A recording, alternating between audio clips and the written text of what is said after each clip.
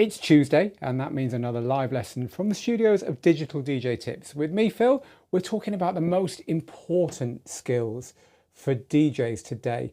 And we're doing it a little bit differently than, well, there's two things we're doing it differently than. One, we're doing it very differently than the YouTubers, so I'm sure you've seen them, who have a video like this with a hand and a face going, and an arrow saying, don't do this. Yes, of course, there's things you can learn about the knobs and buttons on your DJ gear. And yes, of course, they're going to have an effect on what you sound like. But I think we all know that there's more to DJing than just knowing what knob not to press, etc., etc. So as Digital DJ Tips likes to do, we're going to step back a little bit from all that hype. Look, I've DJed everywhere in the last 40 years. I've started my career in 1986 before I could even drive. My mum had to take me to gigs, playing mobile DJ events with decks that didn't even have pitch controls, and then moved on all the way through a career in DJing that took me to the biggest club in the world, to Privilege in Ibiza, which is just reopening actually. It closed down and is coming back. We'll tell you more about that a little bit later on this year actually. But also I've played on the radio, I've played festivals, I've played clubs, I've had residencies, I've made music, I've done all the stuff that means I pretty much know the skills that cross over not only all those decades, but all those different types of gigs, whether you're doing it for fun, whether you're doing it for money, whether you're doing it as a career. I've done it all. And of course, I've been teaching it for the last 15 years, which is why I smile and I enjoy all that stuff online where I enjoy all that stuff. Don't do this. Yeah, I watch it. Of course I do. We all do. It pops up in our feeds. But I'm going to step back a little bit from that. I'm going to give you some of the truths that are actually time worn. But secondly, what's different about this is you guys and girls have contributed, because over in our community last week, we asked, what do you think the most important DJ skill is? And we had hundreds and hundreds and hundreds of replies.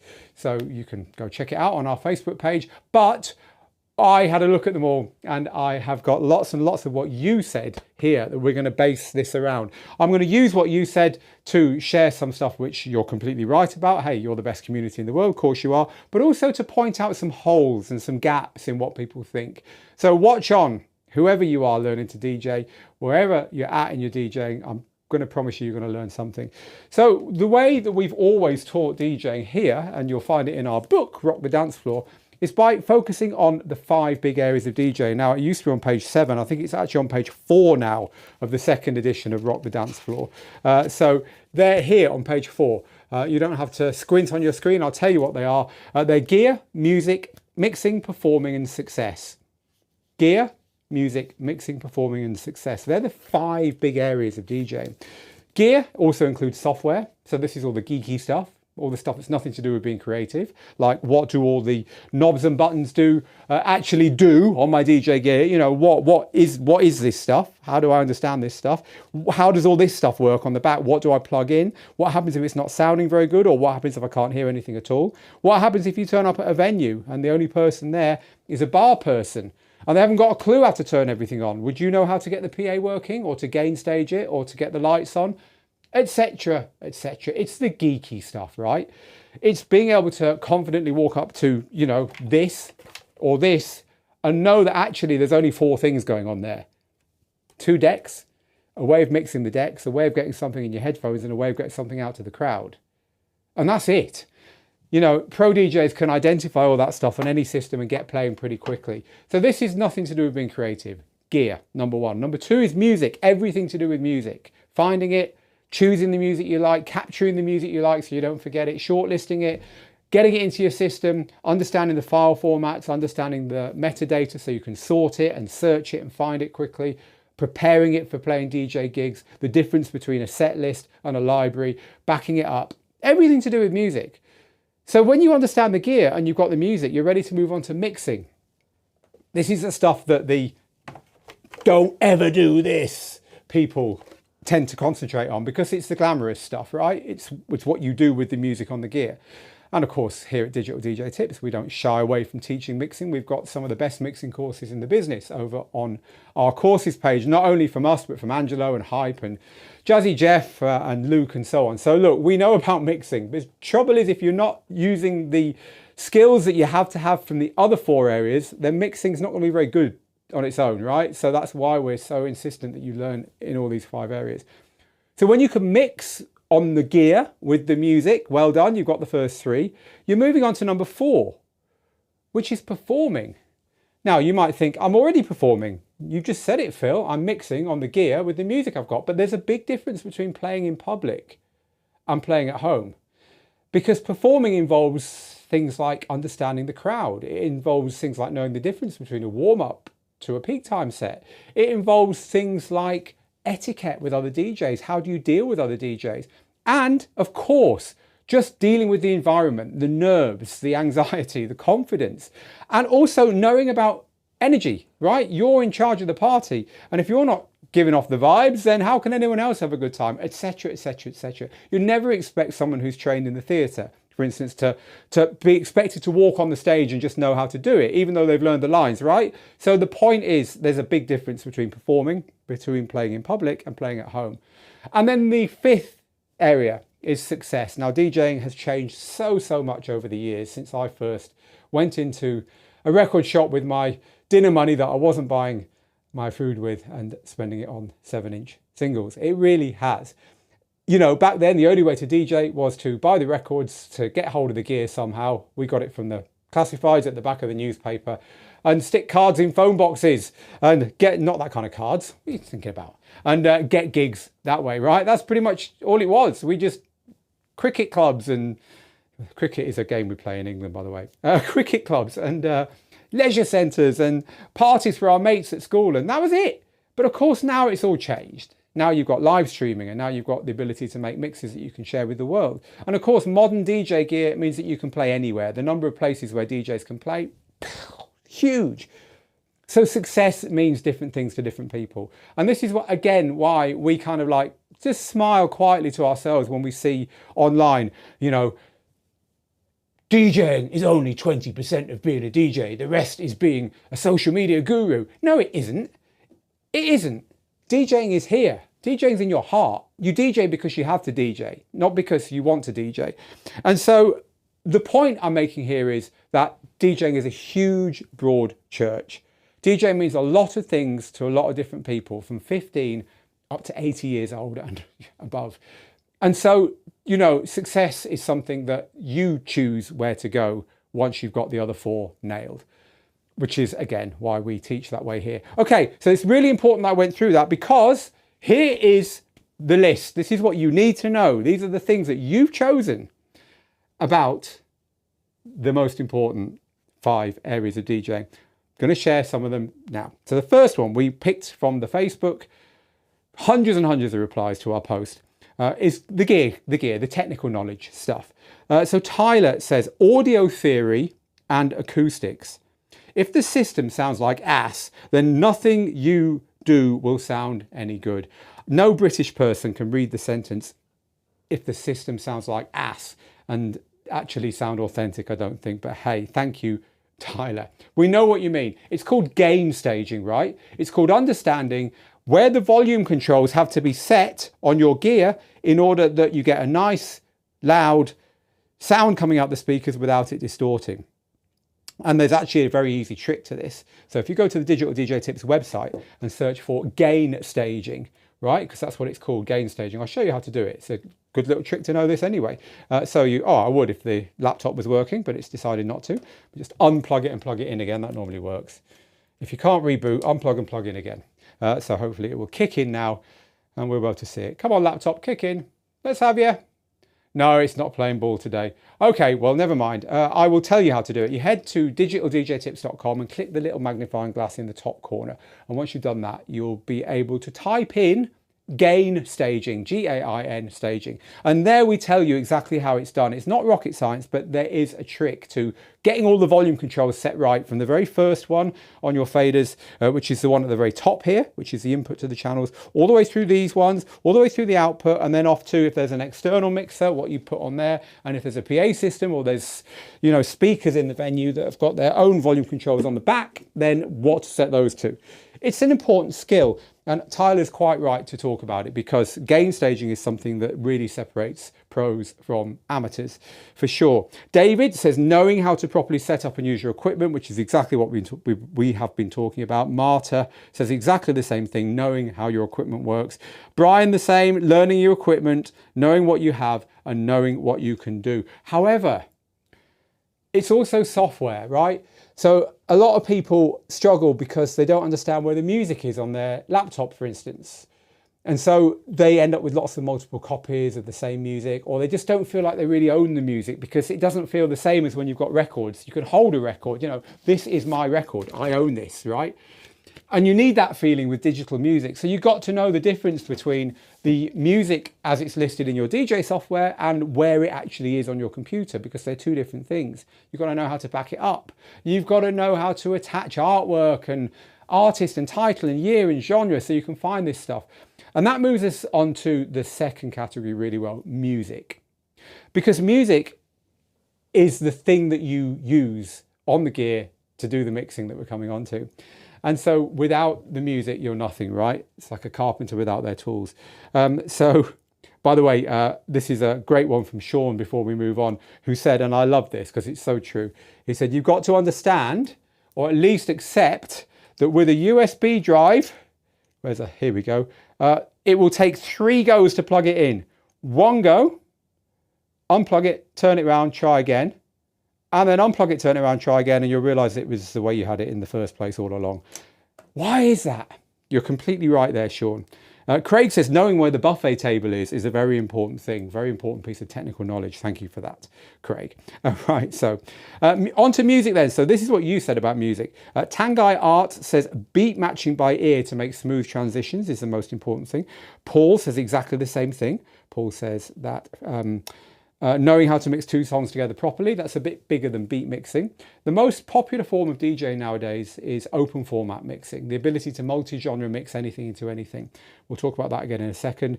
Maria says phrase mixing. So this is knowing about not only the beats, but the phrases. In other words, everything is constructed in bars, and verses and choruses and drops and breakdowns are in chunks. They're always chunks of 4 or 8 or 16. And so knowing that, I'm completely with you there, Maria. And Zivi says, I love this, Zivi. Zivi calls it symphony mixing. Now, we love a good term here at Digital DJ Tips. Zivi says, symphony mixing.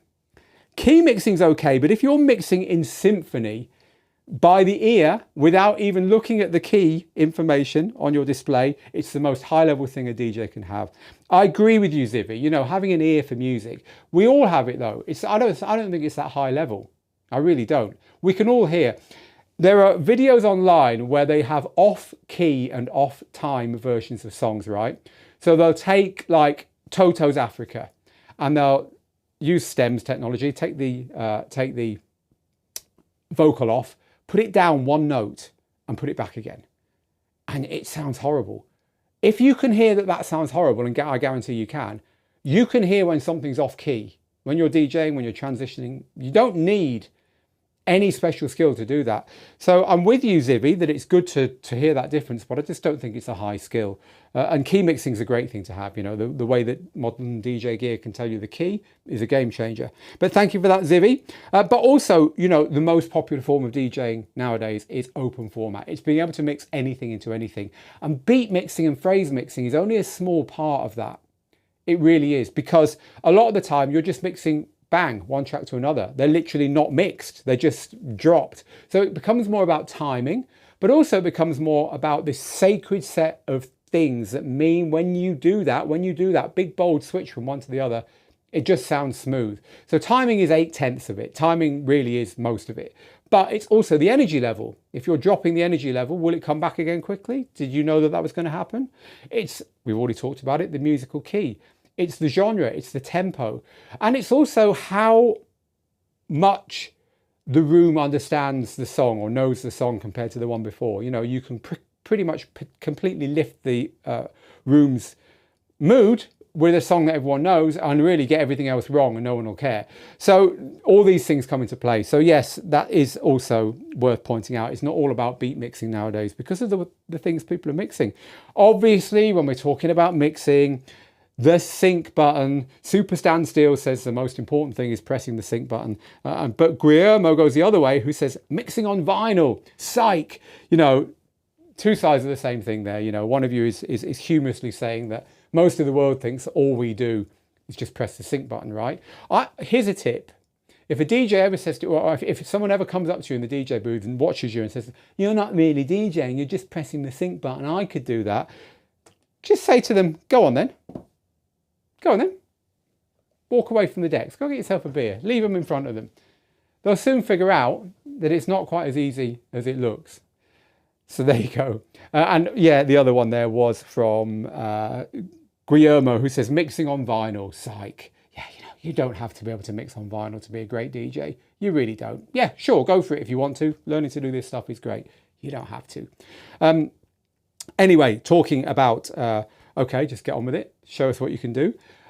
If you plonk someone who's never DJed before in front of your gear, who's saying it all looks easy, that does bring me nicely on to the next section, which is, of course, performing. Performing is very, very different to playing at home, like we said. Here's what you said.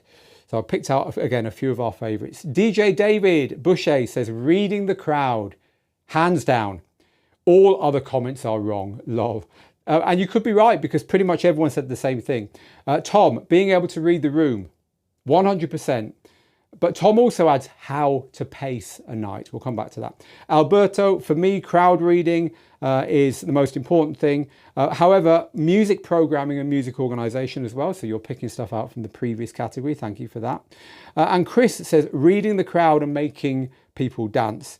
Chris says, how you do it is secondary. I like that, Chris. You're honing in on the fact that it doesn't matter what gear you're using. It matters how you're doing the job in front of you. I agree with that. But being able to read the room 100% and how to pace a night. The problem with being able to read the room 100%, it's a bit like telling a footballer, and I'm talking soccer here, you need to be able to kick the ball well, or you need to be able to dribble around people or tackle or whatever. It's all very well saying that, but the question is how? How do you learn to read a room? How do you know what you're meant to do? So the biggest piece of advice we give people here at the school, in our courses and also in our book, is a very, very simple one. You don't learn DJing at home in the same way that you don't learn football in your backyard. DJing is a team sport. It requires the second half of the equation, which is the crowd. Without the second half of the equation, the crowd, you're not learning to be a DJ. You're learning the techniques of DJing, and they're very different things. Just like if you're in your backyard at home, kicking or throwing a ball around, yes, you are learning how to handle a ball and what the moves people go through, but you're not learning the game. So the way to learn to read a crowd is to get yourself in front of a crowd and do it. The experience that you gain from doing it in public is going to trump anything you can do at home, which is why, again, you know, I'm old. I've been in this game a long, long time. I just smile quietly to myself and think maybe I can get in and help somehow at some point. When I see the conversations online about well-meaning people who sat at home with their gear for like 18 months and they're having big flame wars about music file formats and about MP3 bit rates and about, you know, the latest update on their software and whether the next controller around the corner is the one they're going to use to finally get out in public. And they're, you know, it's like a music producer never releasing any music because they don't think they're going to make the perfect number one. They don't get there by not releasing music. They get to that number one by releasing 100 songs that didn't get to number one. It's the same with DJing. You want to know how to read a crowd? Go play 100 gigs in front of a crowd. Now, I could teach you so much about the way to go about this and about the fact that you needn't be nervous and that you can do so much on the other 4 areas or the other 3 areas leading up to the 4th one to make sure that even if you have no idea what the crowd want, you have no idea whether you're doing a good job or not, you have no idea full stop, that actually because you've done the work with the gear and the music and the mixing, actually what you're doing is all right and that most people will go home happy. I can get you to that baseline. I can get you to that place where your worst is going to be good enough, but you have to get yourself in front of that crowd in order to learn the extra bit which comes with experience, the crowd reading. And we could talk about crowd reading. I'll give you 2 tips on crowd reading. Number 1, when the dance floor is not full, play to the people who are dancing. You get 1 person dancing, what do they want? Play more of it, more of it, more of it, more of it, more of it. 2 people, 3 people, 4 people, play to them. As soon as the dance floor is full, look around the edges. who's not dancing? Why not? What can you play to get them on the dance floor? Those two skills, being able to get people on there by playing to the ones that are already there, and being able to involve the people who haven't been involved yet as the night progresses by playing to them instead. If you play those two rules in any DJ set, you're going to be in a much better position than if you don't. And there's lots more of those, of course, but they're the two I'm going to give you right now. Before we move on to our fifth and final area, success, I want to move on to the live comments. We are live. We're always live when we do these shows. So I've got lots and lots of you chatting here in the live comments. Always a great one. The Rockers, open format compels creativity. It really does. If you're playing every genre, then you just learn to be not only creative, but you learn to be bold. Because you have to be bold, because you're smashing tracks into tracks into tracks, from rock to disco to funk to house to, you know, all that stuff. One thing I did notice in the comments on the live, on the Facebook post where this came from is yeah, I'll use the word, it's cynicism, right? DJing has somehow fallen right down the pecking order of the creative arts, if you like, because people think it's either easy or everyone's taking shortcuts. That needn't be the case, but we do see it a lot. It's up to us DJs who really care about this to show that there's a better way and to show that you can put art and love into it and it will make a difference. So I just want to say that because I'm seeing some of the, you know, oh, it's just sync button nowadays, or oh, you've got to DJ on vinyl or it's not real. By the way, that was a joke, the DJing on vinyl or it's not real. I don't think for a second that Guillermo meant that. He was just pointing out that that's what so many people say. Right, okay, we've looked at performing then, and Simon says, as far as performing goes, dancing in a bikini with no headphones is the way forward. Well, Simon, I'm sure you'd look wonderful if you did that. And Ian says, staying awake at 4 a.m. because the 15th can of Red Bull killed you. Or remembering what decade you're in. Or stop getting home at 4 a.m. and watching Dexter reruns. I think that is spoken like someone who really knows what that's about. When you get home psyched after a gig, it really is hard to sleep. I agree with you there. Right, okay, so success. Let's talk about success. So remember, success is everything that comes after. You know, the thing is, once you've played a gig, you're hooked. That's another thing. That's another reason why, I mean, we're selfishly, really, it's another reason why the way we teach and the way we talk about it in the book is all about you playing that first gig. Because once you've played a gig, you're hooked, right? We've got you. And so we want you to play that gig. We want you to play that first DJ event because you won't want to stop. You know, the cat's out the bag then.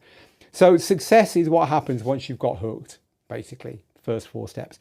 Right, so Roger says, if you want to make a living, then you've got to be a good salesman, and that way you will get a legitimate career. You certainly need to be confident. You need to know what it is that you're doing, and you need to know that what you're doing is good enough and different enough to be worth other people's time. I agree. You don't want people snivelling around you saying, please, please, please. God bless, we had someone approach us here at Digital DJ Tips. We have people approaching us all the time. You know, they'll have a new app or a new bit of software they've written. And, you know, and they said, oh, we've written this little thing for DJs, but no one's signing up for it. And it's been there for 2 years now. I've only got 15 members. And I feel for people like that, but it's not up to me to turn their, you know, what they're doing into a success. They need to have that belief in what they're doing. If the same person had approached me and said, I've got this brilliant, brilliant app. It's about to go global. Do you want to get on it first? I might have spent a bit more time looking at it. So same person, same situation, different outlook.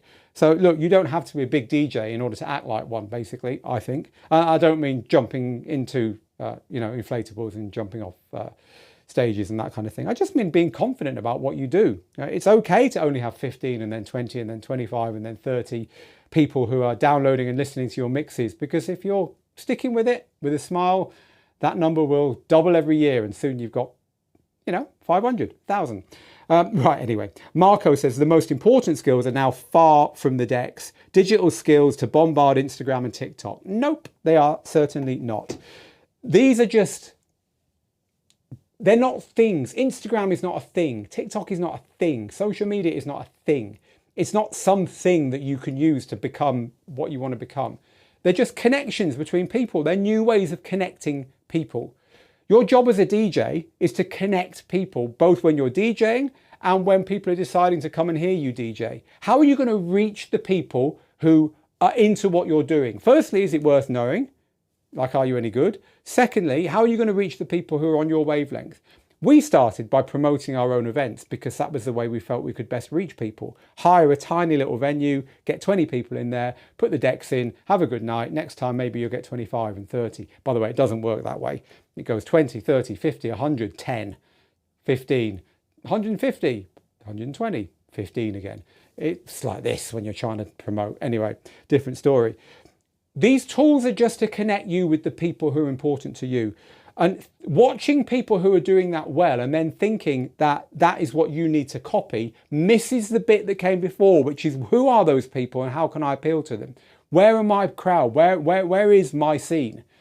And so it's about becoming part of that scene. It's about giving within the group of people that you want to be DJing for and with and going out with and having fun with. It's always been that way and it always will be that way. Of course, the problem with social media is it blows up like that. But just because someone has done a transition on TikTok, which has suddenly got the incredible number of views that make you jealous, I don't mean you personally, of course, it doesn't mean that they're going to be doing this in 5 years or 10 years time. And it doesn't mean that they're having any success when they step outside their front door and play in front of other people. We're going to be doing a series here for our 15th birthday, which is going to be something like, the working title is Then and Now. And we'll be talking to all of our big name shooters and so on about what's changed in DJing. There's some real revealing stuff in there, which will show you what hasn't changed. And this is one of those things. So I think Douglas is nearer to the truth, where Douglas says, it's not all about you. It's about the event, whatever that may be, wedding, birthday, presentation, prom. So in mobile DJing, it really isn't all about you. That's true. You're there to give the people who are paying you the time that they're expecting. You're there to play the music of their lives and to do that job. It's a job. And it's a job that is hard to do well. Mobile DJing is one of the hardest types of DJing. But it's the same for club DJing. It's the same for residencies. It's the same for all that stuff. If you're there to warm up for a big name DJ, you better know what a warm up is and you better do a good job of it, right? So the other thing about it's not all about you when it comes to success is if it goes wrong, it's probably not your fault. You know, you're not in control of everything in a venue. You're not in control of everything in a particular neighborhood or city or town. Again, this comes back to when I used to promote and DJ at the same event. So I'd be DJing and I'd see the crowds coming in and sometimes it was busy, sometimes it wasn't. It could be a sporting event across town. It could be that the footfall outside isn't very good. We used to blame everything. Oh, it's too hot, it's too cold, it's raining, it's, you know, or things would go the other way and you get, I remember the first time we had a queue around the block of about 1,000 people trying to get into like an 800 person venue. We were like, oh, wow, what changed? And I know what changed. Ferry Corsten released a song called Out of the Blue under the moniker System F, and the whole euphoric trance thing kicked off. And guess whose club was playing that in 1996, 1997, when the whole world suddenly went, we want more of this kind of music, and everyone looked in the listings and there was only one club in town. It was our club. We weren't doing anything differently. We'd just been doing what you had to do, or what we wanted to do, to the point where everyone knew that if that's what they wanted, then that was where to go. And it happened. It was just about being literally there when people decided that that's what they wanted. By the way, UK garage, drum and bass, trance, they all seem to be coming back. It's funny how these scenes kind of come back again. So look, success is about doing what you love, finding your people, not blaming yourself if things go wrong, because it's just not consistent. DJing is not a consistent thing. Stephen says, really, it's about making everyone feel euphoric, including yourself. And I think you're probably right. If you're not enjoying the journey, what is the point? George says, the most important DJ success skill is slagging off other professionals, most of which have attained far greater exposure and acclaim than you ever will. Yes, so a bit of humour there, a bit of satire there about what people do online. Instead of looking inward, they look outward and get all bitter. I agree with you, George. And Scott says, resisting the urge to fart into the mic. I deliberately put that one at the end because I wanted to end on something that would leave a smile on your face, if not a good smell in your nostrils. Okay, look, that's kind of our take on those for today. I hope you've got something there that's a little bit different to the 7 things you need to do to be a good DJ involving this knob here, because we're not about that. That's not us here at Digital DJ Tips. I do want to spend a few minutes now chatting with you live in the comments. This is the point where I normally say, look, this is real. We have got you in the comments, but I can't because they're not showing on the laptop. So I'll just, there they are. There's all the comments. This is you. This is you down there. All those comments there. Let's do that now. Let's just spend a few minutes chatting through what you've got to say about this. So hello, wonderful team, YouTube, Facebook and Twitch. Good to have you here. Hello to Kevin and Kesha and DJ Black Eagle and Mixed Mustard G in the Netherlands. Shout out to Denon, says DJ Black Eagle. Hello to Aaron, to Beto Felix. Right, okay. Goopix says, hi Phil, it's the first time I'm watching you live. Where have you been? I've been watching your videos for a while. I would just like to say thank you. It's great content. Oh, you're very welcome and very good advice. I do like that. Thank you. Right, let's now have a look at some of your thoughts upon the skills. You're all talking gear here, which is fair enough. We did kind of start with gear. Reverend Phil, says Lou. I'm really not sure about that. Does he read the comments in real time, says Igor? Well, you kind of know I don't. So lots of you asking technical questions, so I will let you get your answers in the comments. My team are there helping you with that kind of thing. This isn't the usual AMA live stream, says Mixed Master G, helping out in the comments there, but Phil will get to these at the end, and here I am getting to the comments at the end. Right, so I wish I knew simply, step by step, how to blend between two songs, says Steve. You need our course, Steve. Honestly, it's like riding a bike. Once you've been taught properly, you will never forget it. And you can do it on this, and you can do it on this, and you can do it on this, and you can do it on record decks, and you can do it with these, and you can do it on cloud music and streaming services and everything. It is just like riding a bike. And it's more about counting and timing than anything else. But come and take a look at our complete DJ course, Steve. That will just give it to you, and once you've got it, it will never leave you. So that's the best advice I can give you there. Kevin says, remember to use the highest quality file formats, no YouTube or SoundCloud rips. Yep, talking about technical stuff here, and you're quite right. That is very, very important. And the most important thing, says Igor, is to love the songs you play. Your connection with the crowd will make the crowd feel the same as you do. I totally agree with that as well. Does mixing different electronic music genres count as open format? Who cares, Beatrice? If you're playing the music that you want to play and the crowd are loving it, then that counts, and it doesn't really matter whether it's open format or not. I would say it does, yeah. I mean, look, if you're playing tech house into minimal house into Afro house, probably not, because you're doing the same thing every transition, but hey. So I started mixing by buying instruments and vocal mixing instead of beat mixing. Oh, I started mixing by instruments.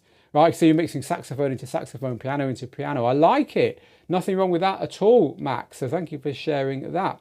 Colm Seal says, I started streaming again on TikTok, and people seem to appreciate the vinyl plus my record collection. Oh yeah, people do. There's a fetish around vinyl for sure.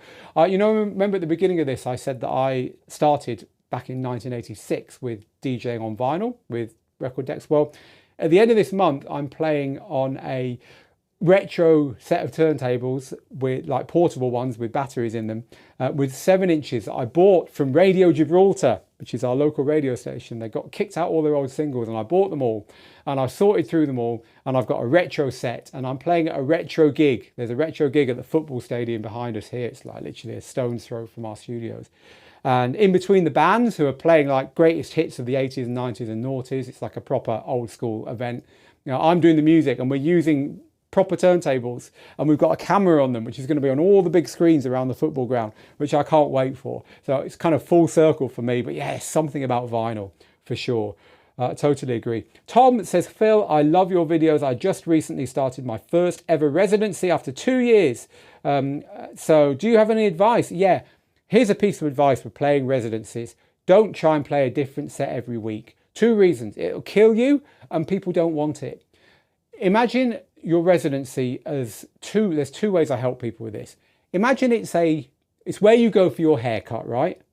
You go and sit down for a haircut, and you want the same thing to happen every time, preferably the same person cutting your hair, the same seat. You want them to do everything in the same order. If they always do the back of your neck after they've done your eyebrows or whatever, you want that. You just want it to be the way you like it, don't you? And so it's the same with being a resident DJ. People want the music to be what they're expecting when they go somewhere. It's like, it's why McDonald's is so popular. I mean, it might not be the very best in the world, but people know what they're going to get. And so I'm not saying you should be the McDonald's of DJing, but change slowly. The other piece of advice I give is it's a bit like a radio station. You turn on a radio station and you know what you're going to hear for about 80% of the music, and 20% will be different. That's a good rule. 80% the same every week, maybe change 20. Good luck with that residency. What else have we got here? It's so true about playing in public hooks you, says Mark. I started running an open deck night for DJs who've never performed in front of anyone, and the newbies cannot get enough of playing now. What have you unleashed, Mark? What have you unleashed? Thank you for that. People, I'm going to leave it there. I mean, there's so much going on here. In fact, let's just take a comment about social media, because I said a couple of contentious things about social media. I'm not saying social media is not important. What I'm saying is it's a means to an end. And if you're DJing for fun or for a hobby or for your friends or for your family or in the bar on the corner of the street where you know who's there, you don't even need it. So Apostolis says social media can help, but nothing beats networking with your local scene. And bravo to you, Apostolis. Make sure other DJs know you, play with them, be professional, be responsible, be a good collaborator. That goes much further than anything on social media. If you're nice to work with, more experienced DJs will help you through their own networks. And I totally agree, and that's where we're going to leave it. People who are jealous of the people who are getting the gigs and who say they're only getting the gigs because they've already got the gigs need to understand that their hardest job is kicking the door open. And once you kick the door open and you know people, you will get gigs, because people only book people who they know and like. People only book people who they know and like. And so it might be a hard job, but there are natural gatekeepers in this scene.